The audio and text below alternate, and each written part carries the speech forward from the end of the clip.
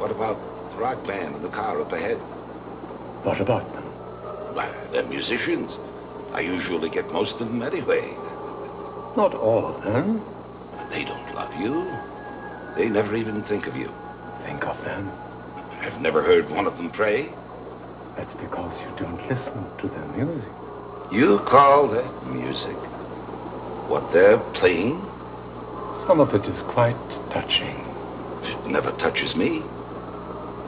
You have no tears. You don't know how to cry. I can laugh. That's better than tears. I can laugh and cry at the same time. That is what I listen for in their music. Dad's in the dining room, sorting through the news. Mama's at the shopping mall, buying new shoes. Everybody's got something to do. Everybody but you. Come on and dance with me, dance with me.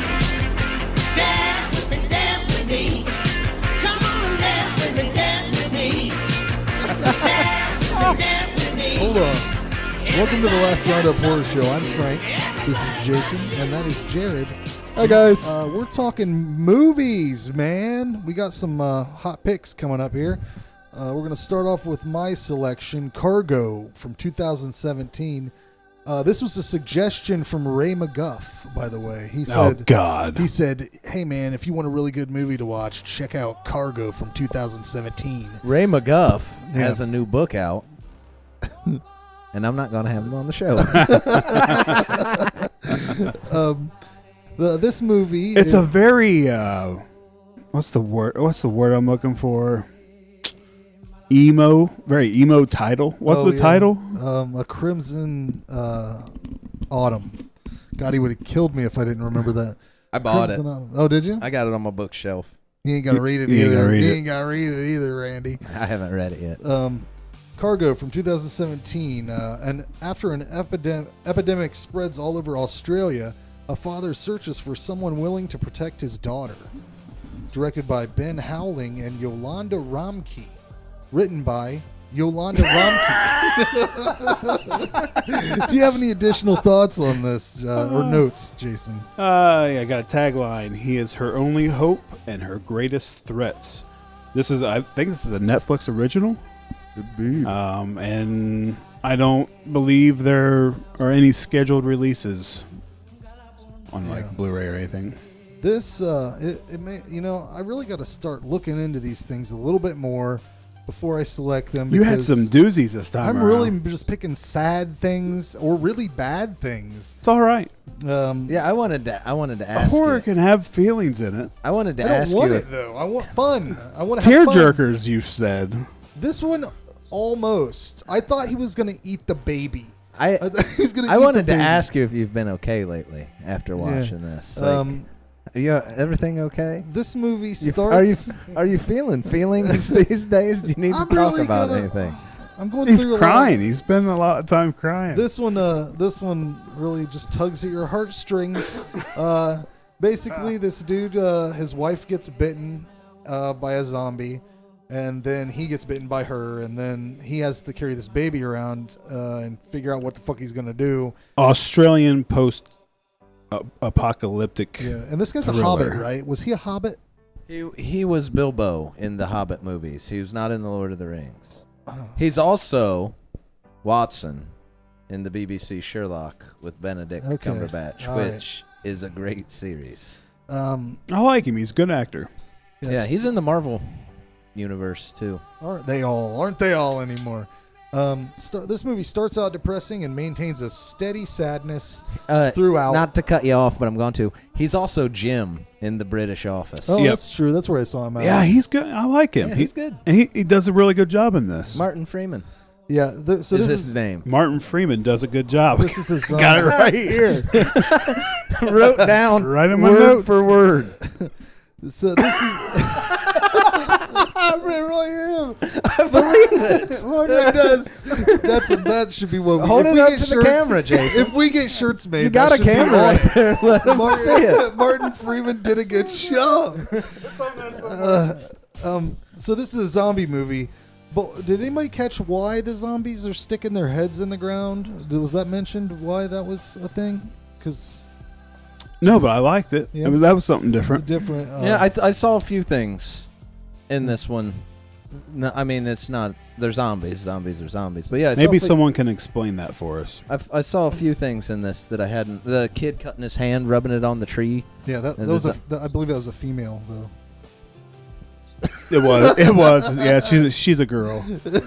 She's got a bowl haircut. She's a girl. Yeah. I didn't say. Did I say what I say? You said He, Oh, whatever. Yep.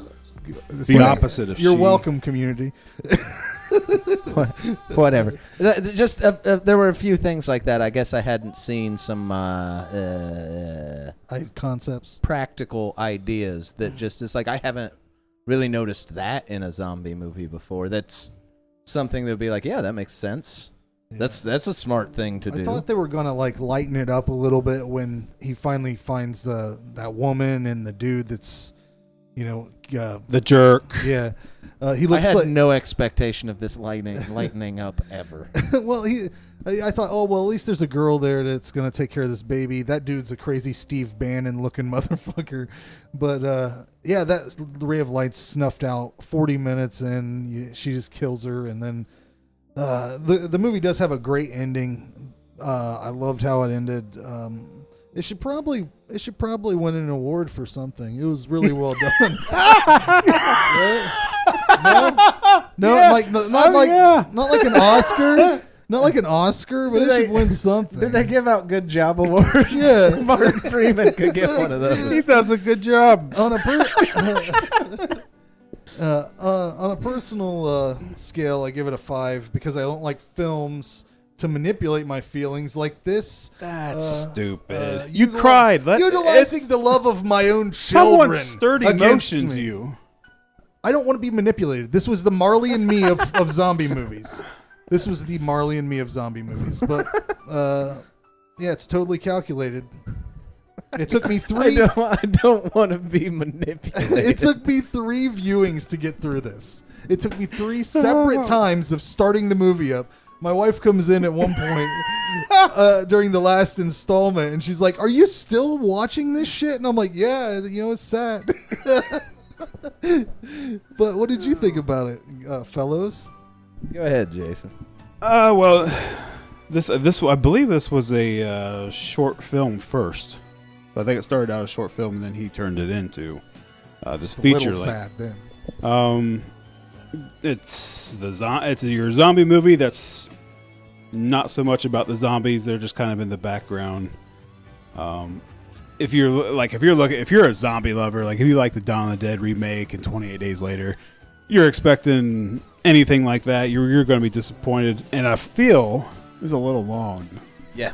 Like it could have been cut. What is it? It's an hour 45 minutes. So yeah, it could have been cut 15, 20 minutes easy. Well, that's just walking, but that's traditional with them Lord of the Rings style films. Yeah, it was a journey, so I got to have some walking. I had that, but I'm sometimes unsure on these. The point of this movie obviously wasn't to be a fast-paced. No, it is zombie. a slow burner, I mean, emotional. Yeah, it's heavy, very cinematic. heavy drama. So, if you're into that stuff, you might not feel the length works against it. There's a lot of beautiful, the beautiful sky, Cinematic, contrasts with the depression. Something else I want to add too is what was that? The Burrowers. I was impressed with how good that sounded on my home theater. This movie, the sound design in this movie sounds great too. So if you're able to watch it like that, crank that volume up. And the story's good. The acting's good. Well, What'd you rate it? I gave it a 7. Yeah, I'm there with Jason for all. This is a really well-made movie. Heavier and more drama than what I've been wanting to watch lately. But Frank has been picking those, and so I'm trying to gauge them on what they are. This is a really well-made movie. It's just you want to go in to watch characters and drama in life or death situations, not just for the character, but for people they care about. And We are agreeing a lot lately, Jared. so I I'm threw liking it. I threw a 7 on this. Look at that. Little bit faster pace. I think you could. I think I'd even gave it an 8 if you'd have bumped the pace up. Because it's other than it being just me saying things that I'm not huge on watching lately, like the heavy drama and the slow.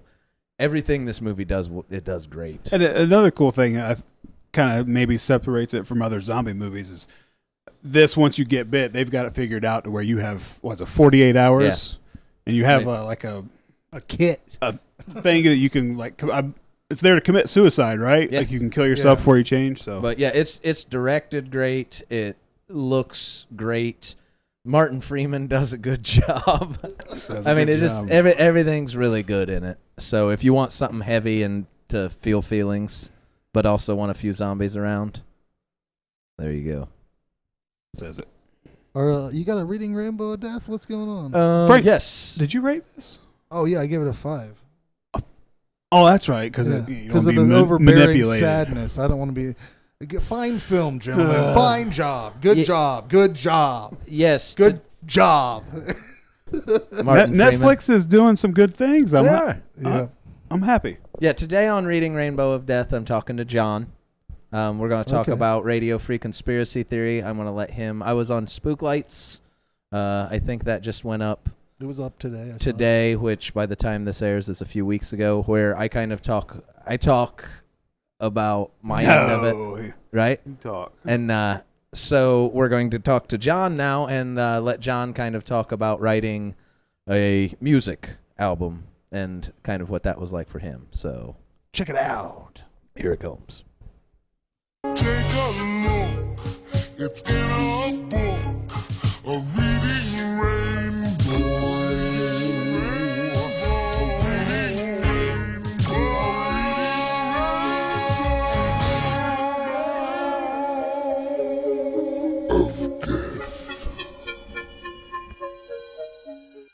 All right, on what is going to be the last installment of Reading Rainbow of Death for a little while, I'm taking a break, try to catch up on some reading.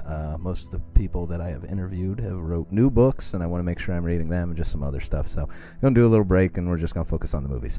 On this last episode for a while, though, we're talking to Jonathan Raab, author of The Hillbilly Moonshine Massacre, The Lesser Swamp Gods of Little Dixie, and many other great things, and editor-in-chief at Muzzleland Press, and also the man who helped out with Mississippi Bones' new album, co-wrote it with us, Radio Free Conspiracy Theory. Thanks for joining us today, John. Yeah, thanks for having me back. Not a problem. Always a pleasure. So last time yours was the longest interview I think I've ever done. We talked about kind of... Sorry about that. No, that's not a problem. We talked about kind of where your inspiration for horror comes from, your character, Kodo, Sheriff Kodo, who I, of course, love. Obviously, I wanted to do a whole album about him. So this time we're just going to kind of talk about the album, maybe where it started, what your feelings on how it came out, things that you want to add about it. So first off, if you want to explain kind of how the whole thing came about, you can go ahead and do that. Yeah, sure. I'll be happy to give my perspective, and I'm sure you've got some other facts to fill in. But I guess it all really starts with discovering Mississippi Bones. I think it was on a Pandora station I had created. I think it was like a Clutch station or something. And you guys had came up, and I remember liking the sound and the music and your vocals, and then realizing that you guys were singing about Star Trek and Ghostbusters, and specifically Ghostbusters 2 for the Venkman song. And really getting into your music, checking out your Bandcamp page, and finding the albums on YouTube and listening to them, and buying your work. And I was in the middle of creating a anthology called Terror in 16 Bits, which is available on our website and on Amazon, which is video game based horror. And you had a song on your album last year called. And I'm totally blanking on this now, but 2600 AD. Yeah, 2680. I'm sorry. Yeah, and it was about a bunch of classic arcade games. And I remember reaching out to your Facebook page via direct message and said, "Hey, I'd love to, pay for the rights to, throw you some bills or something to use it in a book trailer." The book trailer never materialized, unfortunately, because my house was destroyed by a hailstorm, and so was my car, and that kind of took over my life. It was just a miracle that I finished the anthology, but we kept talking. And it had turned out that you had read Creeping Waves, which was a book that I had edited by Matthew M. Bartlett, and you ended up reading my novel, The Hillbilly Moonshine Massacre, and The Lesser Swamp Gods of Little Dixie. I think you read them out of order, actually. Yeah. Which is fine. I wrote Lesser Swamp Gods to be read, by itself. And I remember sort of idly, I probably had a few drinks in me on Facebook, like, "Hey man, if you ever want to do a Sheriff Kodo song, you have my blessing." And I think, your response was that you had been, thinking about doing something like that. And you had so much fun writing that song that you decided, hey, I don't want to do just one song. I want to do a whole concept album based on Sheriff Kodo and that character. Which I was floored by, because obviously I enjoyed your music quite a bit, and I was expecting maybe one song, and that would be really cool. That would be a real highlight of sort of my burgeoning writing career. This band I really like would make a song based on the character I wrote, but we kept talking, and you kind of pulled out song ideas from me. You were like, "Hey, I'm thinking about GMOs and food." Or the Order of the Night Moose, which is sort of the villainous secret society that shows up in a lot of my fiction. And I remember you would ask me questions, and then I would answer basically as Sheriff Kodo. I was typing out what he would say about certain subjects, and that kind of became the basis for lyrics. And the music, obviously, that the band produced was just great. And then you would send me files of lyrics, like, "Hey, here's this song." And I would go through and provide notes or edits, and then you'd go through and edit that again, and until we kind of got to this like happy soupy medium between the ideas behind the songs and what worked for the band. So that was a really cool process.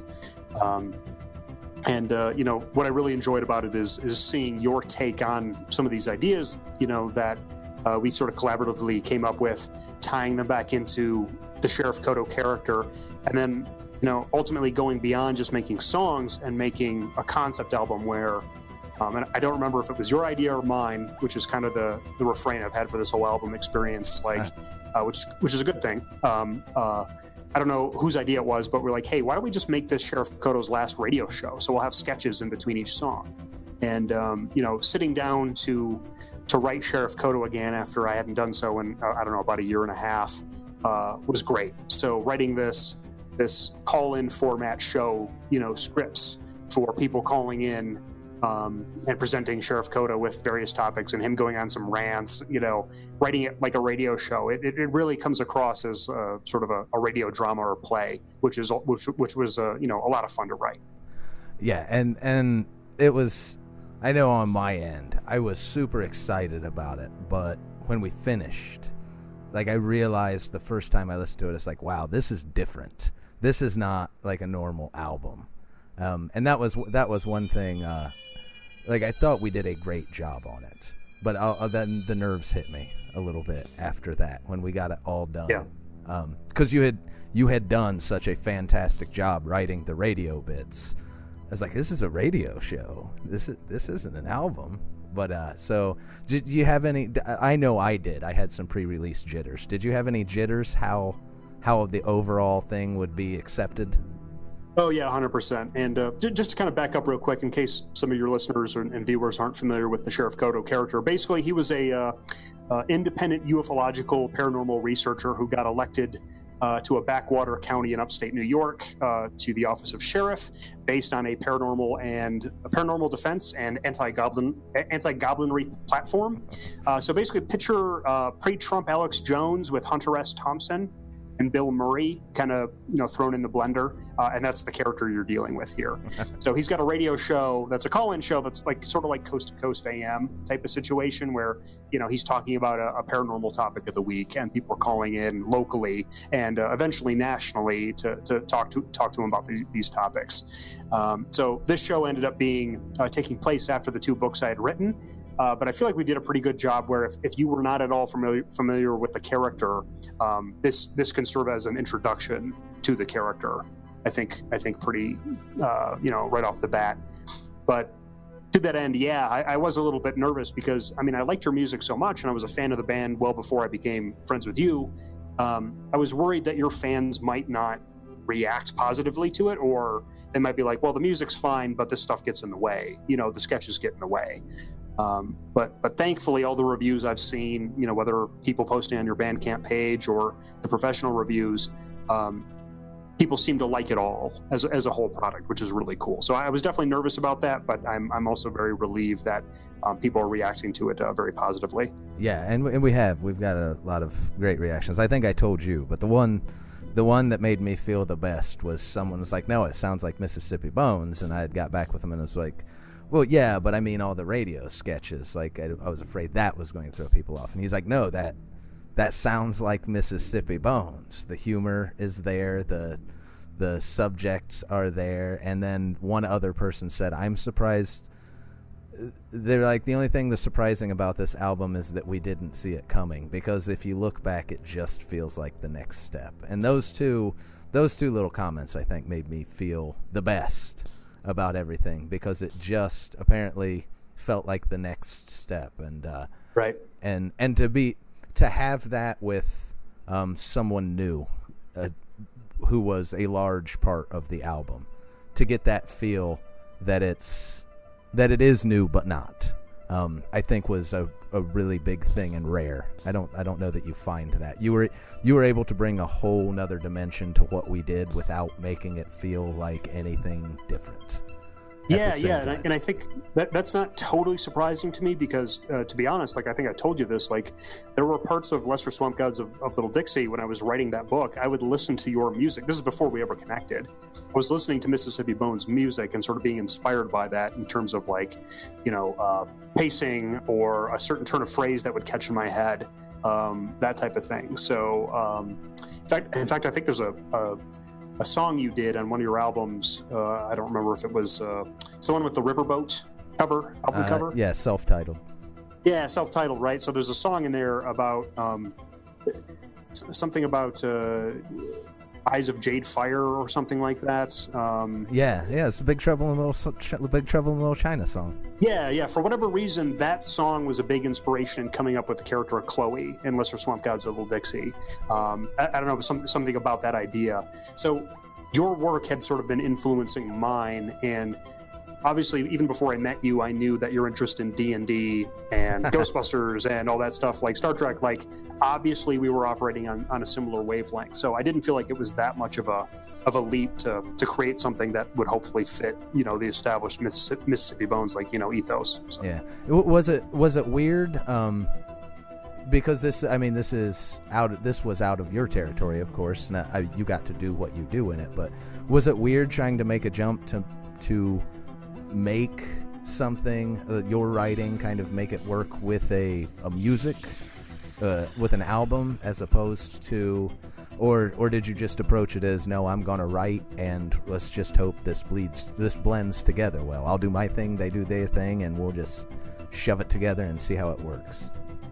I mean, it was certainly a challenge, but I think, like, speaking with you pretty frequently, and to be totally honest, I wasn't as available as I should have been, just because I was dealing with any number of personal crises and stuff last year when we were kind of putting this thing together. But it felt like a challenge, but at the same time, because our sensibilities matched up, and because you as a lyricist were bringing so much to the table, like, hey, I've got an idea about genetic manipulation, or I've got an idea about Planet X Nibiru. Right. So like you were bringing enough to it that I didn't feel like I had all the pressure that I had to come up with all of the ideas. And then, you sharing the music with me, you'd send over the initial samples from Dusty or whatever, and just being floored by the music and already, starting to imagine what the story, the lyrics accompanying that music might be.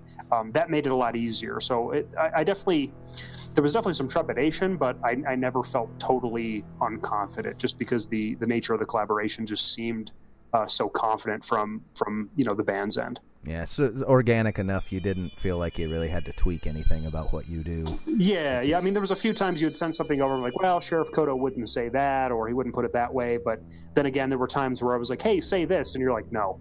so it was a good back and forth. This very special reading Rainbow of Death with Jonathan Raab will be continued on the next episode of the Last Roundup Horror Show. Make sure to download Radio Free Conspiracy Theory at mississippibones.bandcamp.com. Well, welcome back, guys. That was wonderful. Thank you, Jonathan Raab. Thanks, John. I probably owe you an apology, so I'm sorry.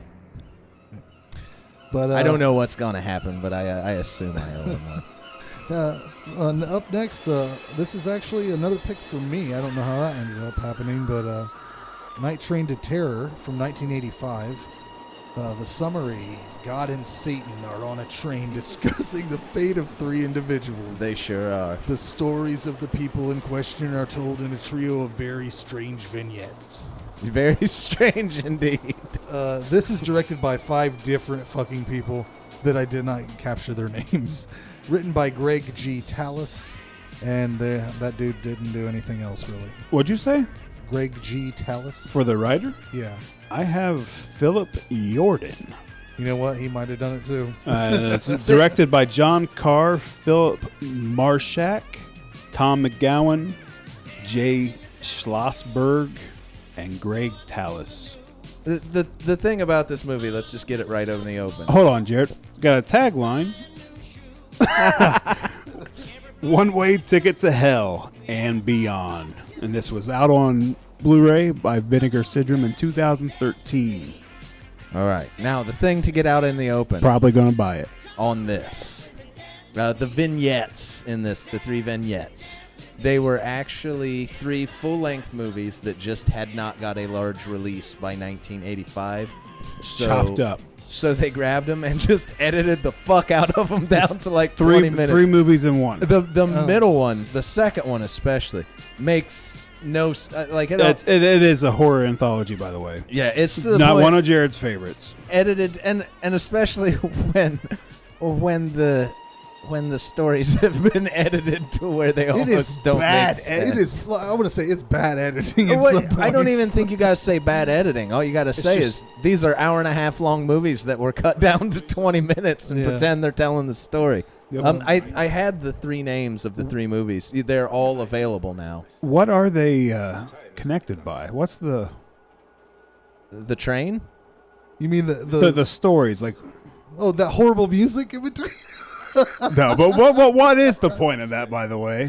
Oh God! Was it just because they knew a band and just the 3 stories? Let's work it. The in. 3 movies were never connected. No, I mean, what are they using? It's just a conversation on the train. It's a conversation that's the only thing between they have God in and devil, talking about morality and whose side is better ish. Yeah. And there's also who gets the soul. Who gets the soul? They're fighting.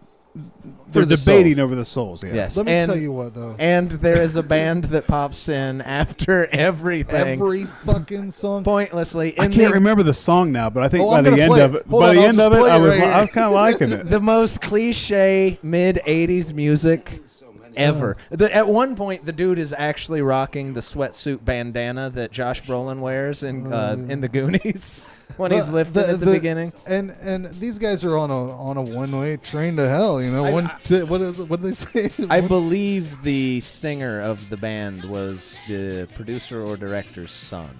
That would make So sense. that's probably why they're in it, because he was like, let's see if we can get a record deal out of this shit too. And they force you to listen to this song so much, and then at the end they kill this band, of course. But it's not satisfying at all because they're not even really dead. They just rock off into heaven or whatever. The same fucking song. Not satisfying. But anyways, do you want to talk about the individual scenes? Because I kind of would. Go for it. Go for it. The first segment. Now, this is before I knew that it was 3 different fucking movies. The first segment is not structured very well or written well. It's a real loose story about a dude drugging people so a demented doctor can have the murderous Richard Mall hack up and sell the body parts on the black market to medical students. That's not a bad story. Might be an all right movie. It just jumped around too much. It seemed really pieced together, but of course I guess it was. It didn't start getting fun until the doctor it did start getting fun when the doctor gets a lobotomy. That's pretty fun. That was a fun little sequence. And then there's the awkward fight scene with Richard Mall, where Richard Mall gets his head cut off. I thought that was cool too. I like that as well. It's really schlocky and I don't know. What's the next story? Well, in between that there's another.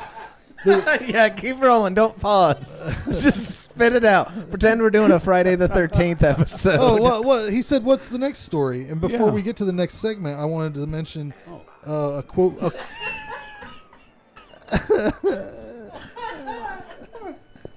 Are you all right? What's wrong? I'm good.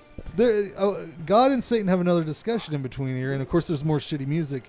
But God says, this is a quote, Jared. It's a quote from God, goddammit. Don't let me stop you. Get through this. I can love and cry at the same time. I saw that line and said, now I get why Frank picked Cargo. But the next segment is about a man who falls in love with a woman he sees in a stag movie. He finds the woman. She's playing piano in a sultry outfit. And there's a lot of fucked up editing in here that makes me have to piece this story together in my head.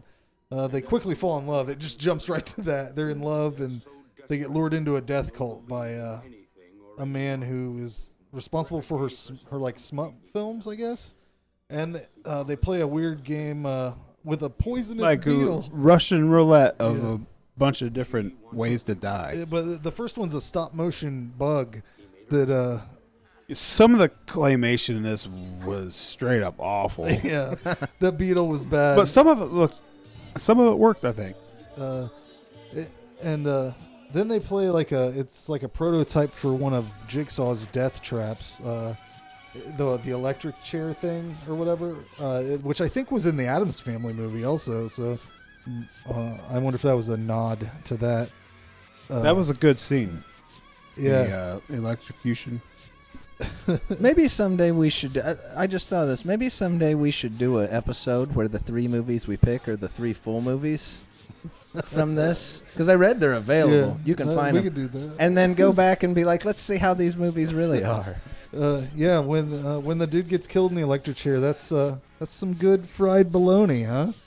Yeah, I think it was good. That's a good scene. Yeah, after the demons coming up from hell, or is that the third story? Am I jumping ahead? Jumping ahead, I think. Oh, okay. Yeah, there's that one. The last thing is the dinner party, where they have the fucking swinging ball or whatever the fuck, demolition wrecking ball. Yeah, and then the dude sets it up like a James Bond villain. Okay, but the last one is the.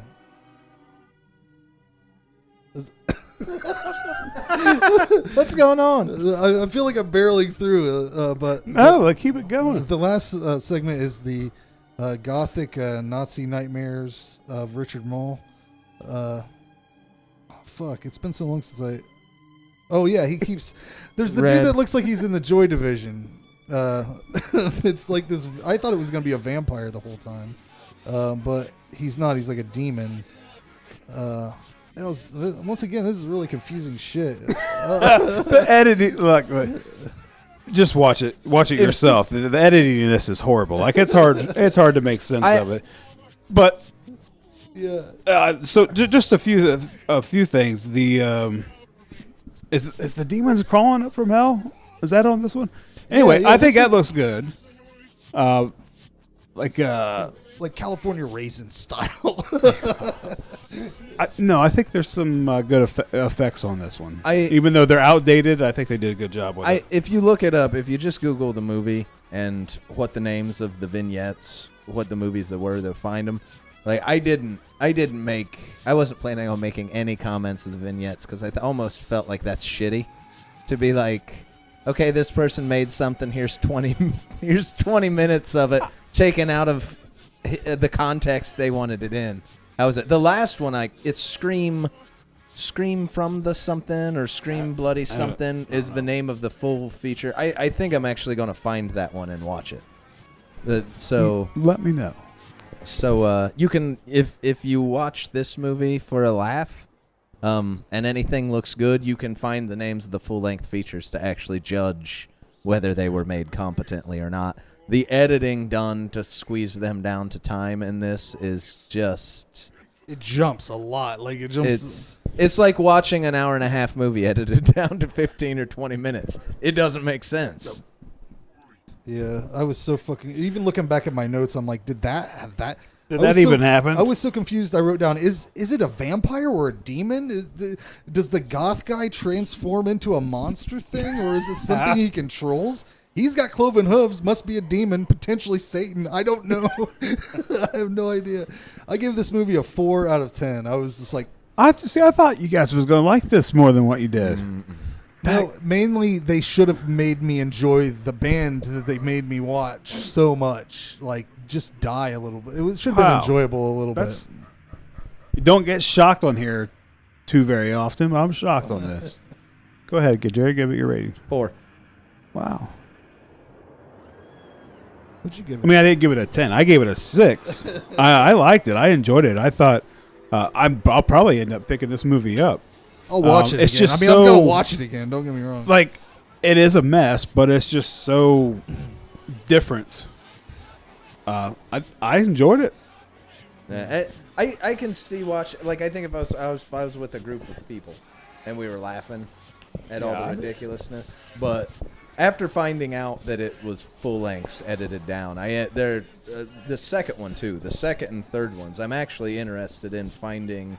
Yeah, I'd full watch movie. it. The thing I found that was talking about them said they're not hard to find anymore. So I might go actually watch those, but it watches like what it is, a movie that took a bunch of movies and just edited some parts out and then put God and the devil on a train headed to kill everybody. It's weird. It works. I like it. I don't know. It is mid 80s at a time when you could do anything horror, put a bloody dagger on the cover and sell it. And that's what it is. Since we don't live in a time really where you can just turn the TV on and there's some weird shit on, like this seems like something you would be like flipping through on a Sunday evening and just, oh, what the fuck is this? Oh, all right.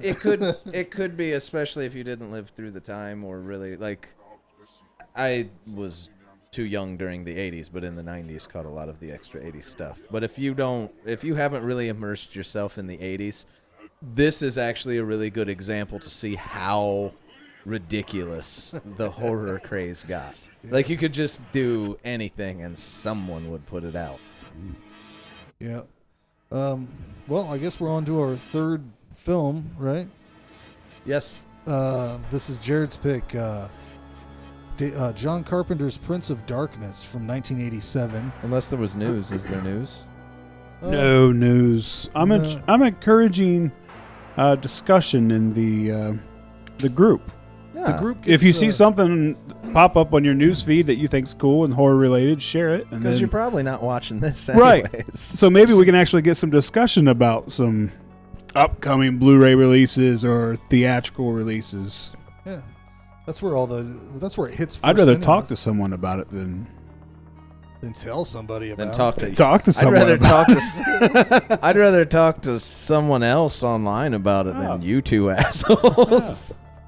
But the summary for Prince of Darkness. A research team finds a mysterious cylinder in a deserted church. If opened, it could mean the end of the world. It's always a pleasure with Donald Pleasance. He does have a comforting voice. It's pleasant. This movie has the grandpa from Three Ninjas. Of course, he's Egg Shin from Big Trouble in Little China. Yeah. Had a couple Big Trouble in Little China alum in it. Yeah, I didn't know that he was also the dude from Tremors that owns Walter that owns the store. Sure is.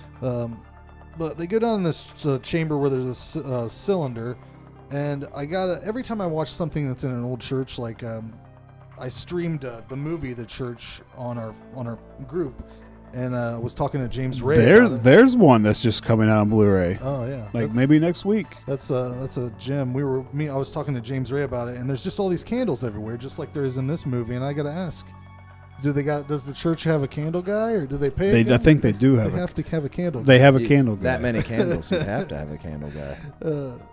I also love how his name's Jesus. Frank. Yeah. Jesus lights the candles. But it takes a lot of maintenance to keep those wicks going, and you got to replace them and everything. They burn down. I love seeing Alice Cooper in this movie, even though he doesn't really do too much. I also love how Carpenter makes Jesus an alien in the context of the movie's lore. That's really. I think he weaseled his way into the movie, Alice Cooper. Yeah. They said Carpenter they seen him do where he stabbed someone on stage with his mic stand. Carpenter asked him if he could use that as one of the kills, which the guy uses like a pipe or. I thought it was part of a bike. Something. Anyway, and I think Alice Cooper said only if I could be in the movie. Yeah. This is one of the best John Carpenter soundtracks. Great score. I thought it was similar to They Live, but more varied. There was a lot more shit going on. You guys like to talk about budgets. What do you suppose the insect budget for this movie was? Because I don't know. Jesus Christ, they were all over the place. The dream transmissions from the Brotherhood of Sleep are a unique concept. I thought you was going to tell me the bug budget. Oh no, I don't know. I was waiting. I was just. I don't know. They're real bugs. What are they? There's a lot. They use real bugs for close-up shots. I bet they don't cost much. There's a lot of ants, right? Like ants. I used to buy crickets for a lizard I had. You could get a bunch of them for $1. And that was even in the 90s. This was in the 80s. I bet you could get a lot of crickets. Yeah, I was kind of confused by why they were all spitting in each other's mouths, but I'm not going to ask too many questions. There's a lot of questions you could ask about this. Great storyline, but there's a lot of stuff that's just kind of left up to your interpretation or your imagination. Yeah, it's one of the most unusual demon possession movies I've ever seen. Yeah, they try to tie physics and other things in, like he kind of tries to wrap them all up in religion, science. Yeah, it's like an original mythology to the whole thing, original concept. One cool thing, I was watching this with subtitles on, and at one point they referred to Donald Pleasance, which they don't really give him a name in this movie. He's credited as priest on the IMDb page, but the credits or the subtitles called him Father Loomis, which was kind of a cool thing, Halloween type deal. Overall, I think this might be my favorite John Carpenter movie. It's not as quotable as They Live, but there's a lot of awesome details about this cylinder and how the devil operates through mirrors, and it doesn't fail at all. Yeah, and this one's considered. I can't remember what they call it, the Apocalypse trilogy or whatever. It's Carpenter's. This is the second of the trilogy. Yeah, there's The Thing, there's this one, and then In the Mouth of Madness. No. So it was a fantastically bleak, open-ended final scene. I gave this movie a 10, guys. I had to. I had no choice. So just a few things. This is really out on Scream Factory on Blu-ray in 2013. Carpenter wrote this under the name Martin Quatermass. I think this movie has great visuals. It creates that sense of dread and paranoia. I think it's probably... I think I said the same thing about They Live. I think it's an overlooked Carpenter movie. Maybe not so much underrated, because I think the people that have watched it have enjoyed it and scored it high. I think this is one of the movies that gets better every time I watch it, just because the story is kind of, there's a lot of stuff going on, so the more I watch it, I guess the more it's making sense to me. I gave it an 8. I too gave it an 8. Yeah, I Ding, ding, ding, ding, ding, ding. Come on, Frank, get it out there. Dun, dun, dun, dun, dun, dun. You ready for this? I picked this one because it's the one of those three that I hadn't seen. I had never watched this one. This was my first time watching it. Seen it a million times in the video store growing up. Just never picked it up. Doug Rinaldi, it's been a while, a few months ago at least, if not more, was talking about how this one was his favorite of the Apocalypse trilogies of Carpenter's. I can't remember it, In the Mouth of Madness at all. Oh, it's a beautiful movie. It's beautiful. I'm probably gonna pick that next. So yeah, so if that's up there, I mean, what a freaking trilogy this is. But yeah, oh no, because the freaking thing, 10 all day. Yeah. So that's why I picked this one. I'd never watched it. I guess I had never really heard anyone talk about the Apocalypse trilogy, or I had never paid attention to this to even know it was Carpenter.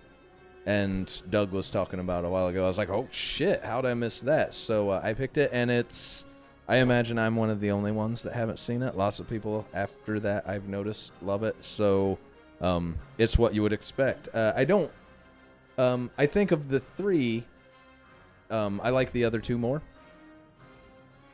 This one's slower and a bit more, whatever the word I'm looking for is.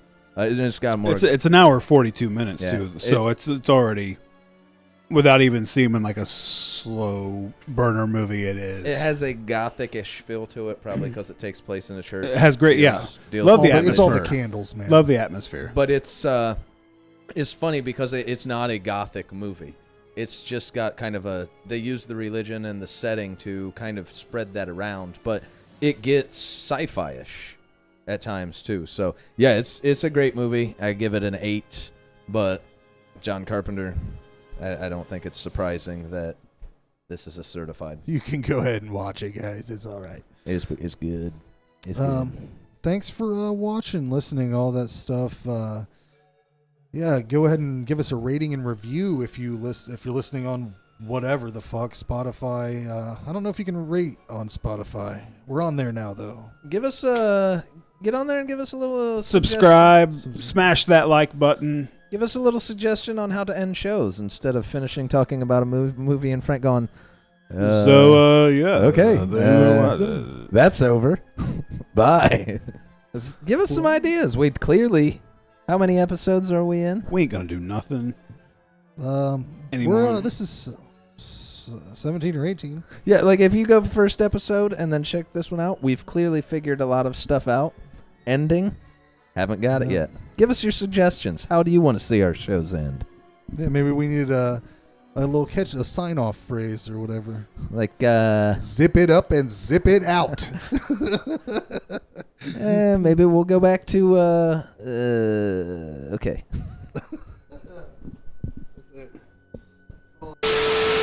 Gentlemen, fourth quarter profit statements are in and the numbers are very encouraging. We have no reason to think the next fiscal year will be any less so.